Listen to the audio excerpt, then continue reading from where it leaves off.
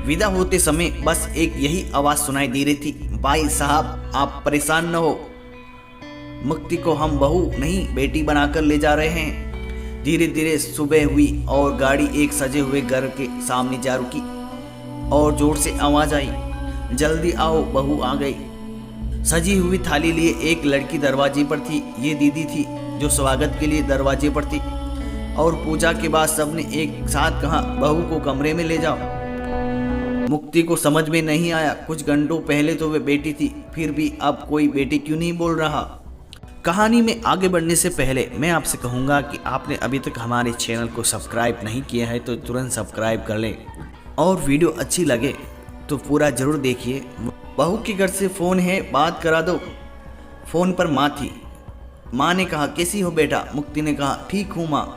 पापा कैसे हैं? दीदी कैसी हैं? अभी तक रो रही है क्या?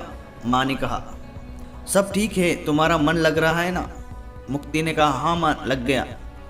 माँ से कैसे कहती, बिल्कुल भी मन नहीं लग रहा, घर की बहुत याद आ रही है। माँ ने फ़ोन रखते हुए कहा, बेटा देखो बहुत अच्छे लोग हैं, बहू नहीं बेटी बना कर रखेंगे, बस तुम कोई गलती मत करना। मुक्ति और उसकी ननद विभा दोनों का जन्मदिन एक ही महीने में आता था। मुक्ति बहुत ही खुश थी, साथ साथ जन्मदिन मना लेंगे और पहली बार ससुराल में जन्मदिन मनाऊंगी। सुबह होते ही सबका फ़ोन आया, मन बहुत खुश था और पति की मुबारकबाद देने से दिन और भी अच्छा हो गया था। खैर शाम होते होते सब लोग एक साथ हुए और बस केक कट कर दिया और सासू माँ ने 50 का एक नोट दे दिया। सासू माँ का दिया ये नोट मुक्ति को बहुत अच्छा लगा। जन्मदिन न मनाने पर थोड़ा दुख हुआ, पर शायद ससुराल में ऐसे ही जन्मदिन मनता होगा। अगले हफ्ते विभा दीदी का जन्मदिन आया। सुबह से ही सबके फ़ोन आने शुरू हो गए। सासू माँ ने कहा, मुक्ति आज थोड़ा अच्छा बनाना, विभा का जन्मदिन है। जी माँ जी। शाम होते ही मोहल्ले भर के लोग घर पर खाना खाने का आगमन हुआ। सबने अच्छे से खाना खाया।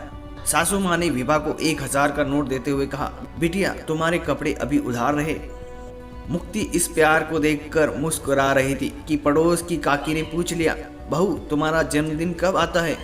मुक्ति बड़े प्यार से बोली, काकी अभी पिछले हफ्ते ही गया है, इसलिए हम दोनों ने साथ में ही मना लिया। क्यों विभा दीदी, सही कहा ना? विभा उसकी तरफ देखकर मुस्कुरा दी। बहू और बेटी रसोई में खाना बनाते हुए मुक्ति को एक बात आज समझ में आई। विभा की तरफ देखकर मुस्कुरा दी। बहू और बेटी रसोई में खाना बनाते हुए मुक्ति को आज एक बात समझ में आई।